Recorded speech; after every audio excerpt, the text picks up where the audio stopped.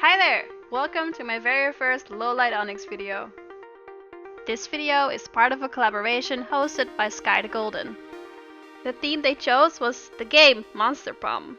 This game was completely new to me, so first I had to actually download it on Steam and play a couple of rounds before I could actually pick a character. At first I was kind of torn between Vera and Miranda, but Vera has snake hair, which is totally out of my league skill-wise, and I feel like a Monster High Venus would be the perfect base, which I don't have in my stock box, but I do, however, have a Gigi Grant, who has the perfect skin color for a Miranda, so that's why I chose her. A little disclaimer up front, the art style from this game is very different from mine, so I'll be making a few tweaks in the design to make her a bit more personal to me. So, we'll be making Miranda Vanderbilt. She's a 19-year-old mermaid princess who is super naive and sweet, but she was raised believing things like murder and genocide are totally fine. I removed the hair from the neck hole and also all the factory paint with nail polish remover containing acetone. I use a needle and a cotton swab to get to the hard to reach places. Here I'm sanding away all the seam lines and such, but I decided to keep these sculpted on lines, because this is another feature of this doll that I just really like. Miranda has these white markings on her skin in the design, so I figured I could kind of incorporate those markings through these lines once I start body blushing. Now for the ears, Gigi has these super cute ears, but we'll be making mermaid ears. Since I saw many doll artists sculpt around wires, I decided to do the same. Wait, why does one of these tubs look someone opened it before? Is that normal? Anyway, only I use jewelry wire, which bends way too easily. And I also put the wire in kind of a weird angle on a non-flat surface. So once I take them off, which I need to do for the reboot, I will be able to get them in the right position again. It's not a huge deal, but it's definitely something to keep in mind for next time. This is my first time using epoxy sculpt, and it's such an upgrade from polymer clay. You can make super small details, I like it a lot. I have reference pictures off screen from a gorgeous fan art. I made the ears a bit less simple from the original design and quite big so they don't disappear in a future hair. I let the clay harden in between sculpting a few times, so I could kind of save my progress. At first, I thought I was gonna switch out Gigi's hands for Draculaura's hands, since Miranda originally doesn't have those super long fingers and nails like Gigi does, but I ended up changing them back. I actually really love Gigi's hands with the super long nails, and I guess such feminine hands do fit Miranda. Miranda never gets her hands dirty since she always has servants for practically everything she does, including eating. In the game they're even talking about how her being alive is kind of a mystery. I'm also sculpting these pointy fin thingies on her elbows and legs, and I sculpt some gills in the neck.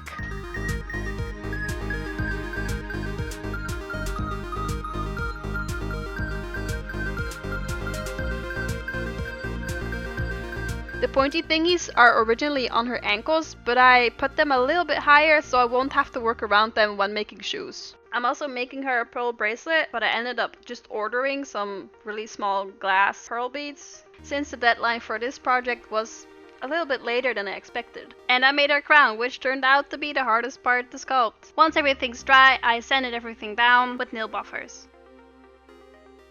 Then I trace around the ears with paint. Then I take them off, and then I paint the scalp with pink acrylics to match her future hair. I throw over a layer of Mod Podge varnish so the paint stays there. Then onto clothes. I'm following the baby doll dress pattern from Moonlight Jewel's second sewing book. I'm using a baby blue cotton and I'm fray checking the edges. I use a hair straightener instead of an iron since I literally do not own an iron. I'm still quite new to sewing, but all of Elisa's patterns are super easy to follow. I only recently got a sewing machine for my birthday. It's jamming and stopping less and less every time I try to use it, so that's a plus. To play it safe, I was sewing with a piece of paper to stop my machine from eating my fabric. This is obviously not how you're supposed to do it, but this is just what worked for me.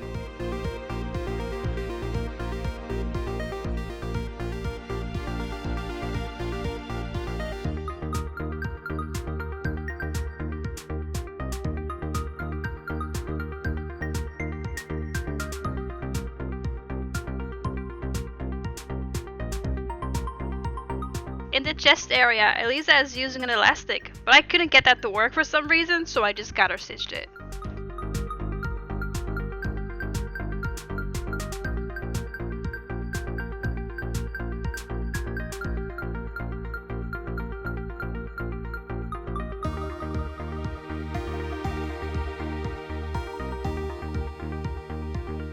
thought it was almost done, but then when I tried to close the dress in the back, it looked like this.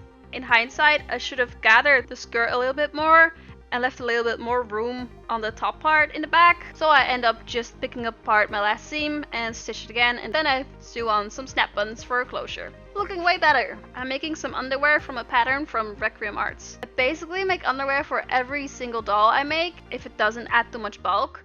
I think it's kind of required when I wear skirts.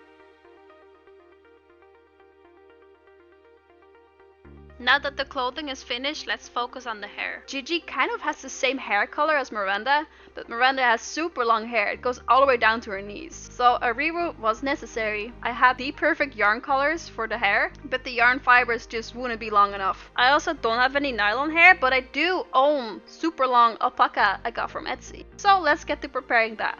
I'm using super cheap shampoo and conditioner, and I've already separated the fleece into locks. I'm making sure my water isn't too warm because the fibers tangle more with heat. I'm rubbing the shampoo into every little nook and cranny and I just let it sit for a bit. Then I rinse it, shampoo it again, I use conditioner. This is a pretty time-consuming process. It's pretty satisfying seeing the water getting darker and darker though.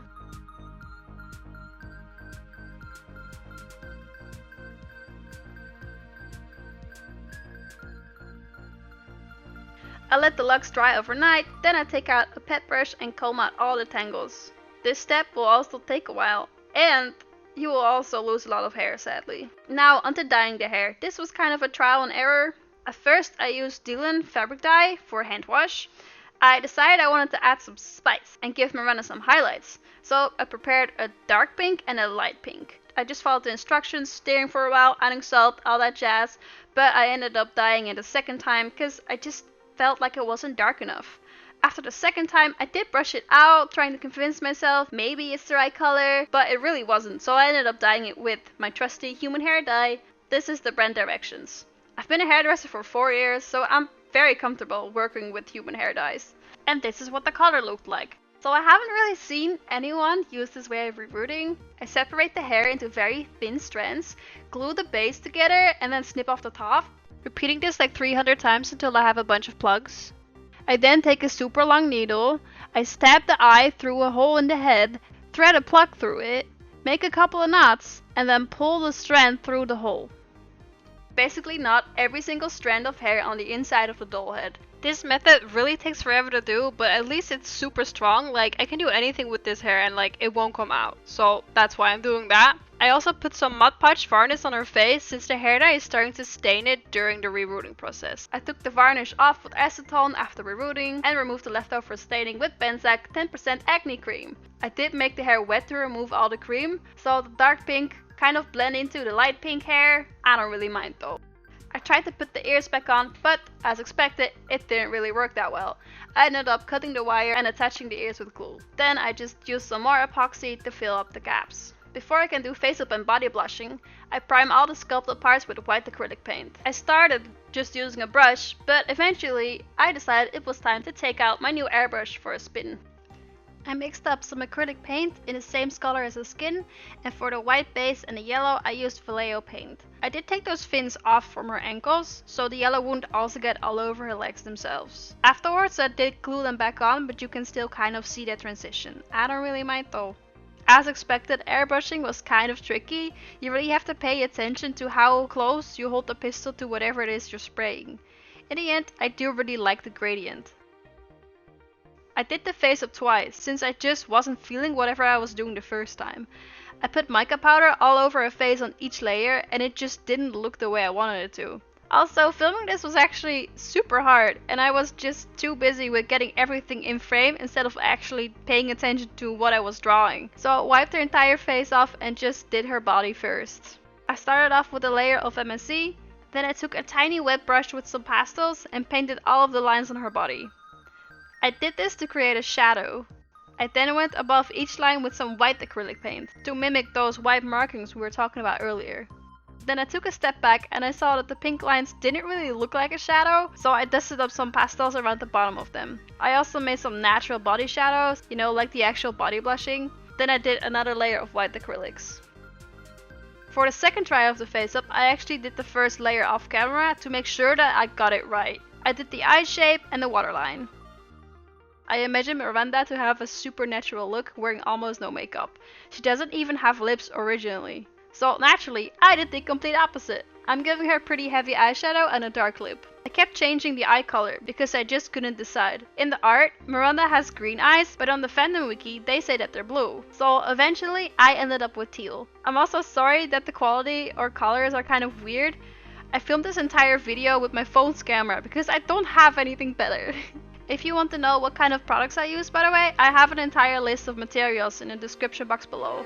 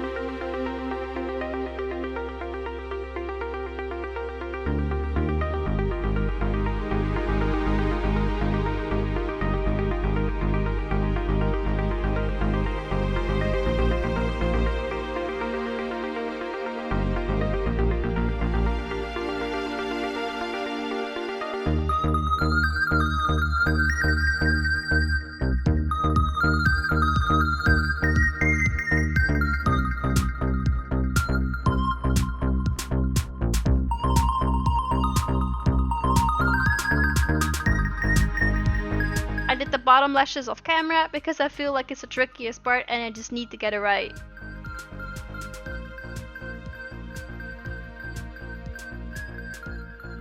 I took a wet brush into some mica powder and laid some white and pink on her eyelid. I also did this with white for the eye stripes, but I realized I should have just used white paint and then go over it with mica powder afterwards, because MSC makes mica powder pretty much matte.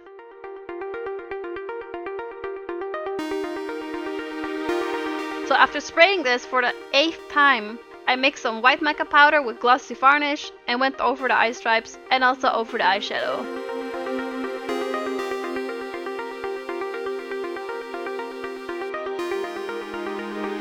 I will do lashes after I style the hair.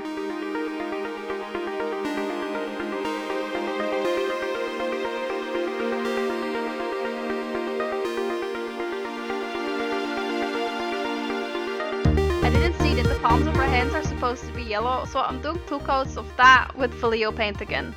I also paint her nails pink and gave them a layer of gloss. Okay, so now onto the shoes. I wasn't really sure what I wanted to do here, since Miranda wears flats, like sandals, and Monster High have high-heeled feet. I actually just prefer that look, so I didn't want to modify her feet anyway to make them appear flat. But if I transfer his sandals into high-heeled sandals, they'd look something like this. And I absolutely loathe that style, so I refuse to make them. So I decided to make something completely different. Sometimes I modify some OG Monster High shoes, so I looked into my Ziploc bag. The only ocean-themed shoes are these Frights Camera Action Laguna shoes, and the only sandals are these blue ones with a star. No idea where these are from though. Neither of these really excited me, so I decided just to make them from scratch. Since we're making a princess, we can make her shoes as extravagant as we want. If her feet ever start hurting or something, she could just get a bunch of her serfs to carry her. I decided once again to follow a Moonlight Jewel pattern, this time for shoes. And I also kind of modified it. I already had all the 3 pairs of shoe bases printed, but I wanted a clear glittery sole. So it's time to make a mold out of these 3D printed shoe bases. To do that, the surface has to be super smooth so it's easier to demold later on. So after sanding, I gloss them with varnish. I'm mixing up this platinum core silicone that will cure in 3 hours. I'm trying to pour super slow to prevent air bubbles. I'm pouring this into a paper disposable cup, so it's really easy to demold this afterwards. I'm mixing up this 2-part epoxy resin. I'm using a bunch of different glitters, mica powders, and fake pearls. When I was trying to buy a scale like that's this accurate, these are usually used for measuring illegal substances. So I was like, do I just go to the store and ask them hey, do you have those scales that you use for But eventually I did find one and I ordered it online, so I didn't have to ask that weird question. I'm putting them upside down so the gravity makes all the stuff go to the bottom of the shoe base. After 24 hours, I'm demolding them. I wanted to gloss them with clear UV resin, but... Excuse me, bitch! Yeah, so the black plastic of the bottle is dissolving and making all of the resin black, so I just used varnish instead. Now I'm making a toe cap with air dry clay. This was kind of tricky because Cleo here kept moving. Using elastic to keep the shoe base on her feet helped, but it was still difficult. Once that's dry, I'm sanding them with nail buffers and this cheap nail drill. I don't own a Dremel. My first mold was getting more and more texture, so my shoe bases wouldn't be clear anymore, even after sanding. So I just made a new one, which was completely smooth. I got sick of the blue and pink soles, so I did a golden just for funsies. It ended up absolutely perfect, so I just chose this one. Her crown and bracelet are gold, so that's where I got this idea. Now onto the actual pattern. I cut everything from this baby pink cotton and just followed the instructions.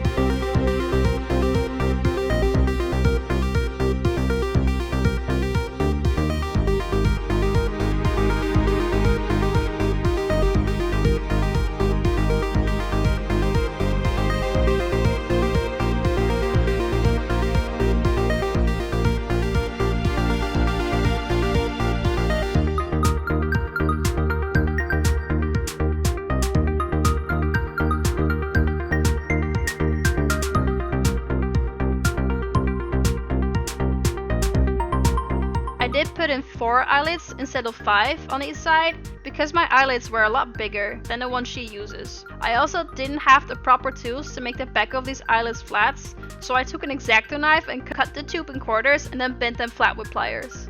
Instead of gluing the base of the side parts onto the side of the sole, I traced the sole and cut it out.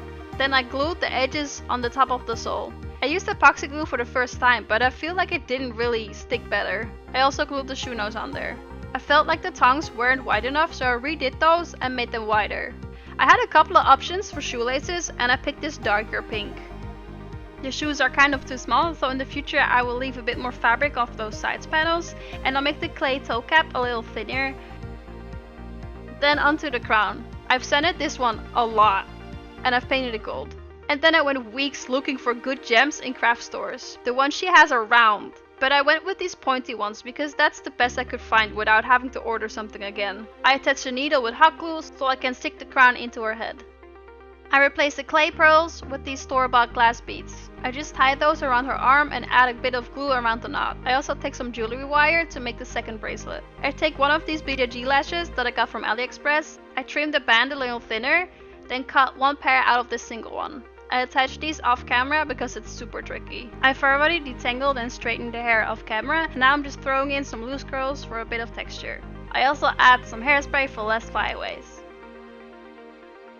I add the crown onto the head and she's done. I like how she turned out, and I hope you do too. This project had a lot of firsts for me.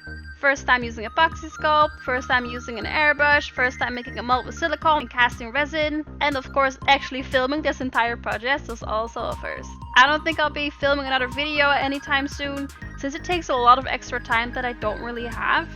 But I do post my dolls on Instagram, so you can follow me on there if you like. My Instagram is @lowlight.onyx. Make sure to also check out Sky the Golden's video to see her take on Vicky Smith, and check out Milky Keen's Twitch for Sawyer. I've put their links in the description box below. Like this video if you liked it, and thank you for watching. See ya!